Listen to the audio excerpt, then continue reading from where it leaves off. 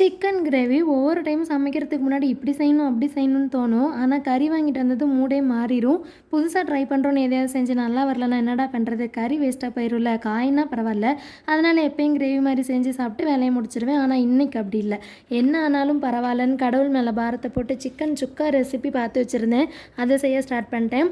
இது செய்ய 1/2 kg chicken clean பண்ணி வச்சுட்டு கடாயில் எண்ணெய் ஊற்றிட்டு கட் பண்ண பெரிய வெங்காயத்தை நல்லா பொரிச்சு வச்சுக்கோங்க. இப்போ க்ளீன் பண்ண கறியில் மஞ்சள் தூள், மிளகாய் தூள், மல்லித்தூள், சீரகத்தூள், சிக்கன் மசாலா, தயிர் கொஞ்சமாக சேர்த்துக்கோங்க. உப்பு தேவையான அளவுக்கு சேர்த்துட்டு லெமன் 1/2 லெமன் புழிஞ்சு விட்டுக்கோங்க. 1/2 kg சிக்கனுக்கு 1/2 லெமன் போதும்.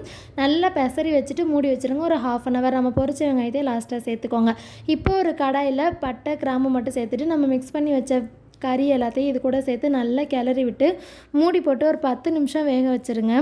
அதுக்கப்புறம் மூடியை ஓப்பன் பண்ணிவிட்டு மூடி போடாமல் வேக வைங்க. அப்போ தான் சுக்கா மாதிரி நல்லா ட்ரையாக வரும்.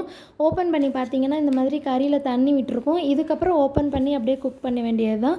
ஃபுல்லாக ஓப்பன்லேயே குக் பண்ணால் தான் நல்லா சுக்கா மாதிரி வரும். நல்லா ட்ரை ஆனதும் கொத்தமல்லி தழை தூவி இறக்கிட்டு சூடான சாதத்தில் போட்டு பெனஞ்சி கை நிறைய எடுத்து வாய் நிறைய சாப்பிட்டா டேஸ்ட்டு சொல்லவா வேணும்.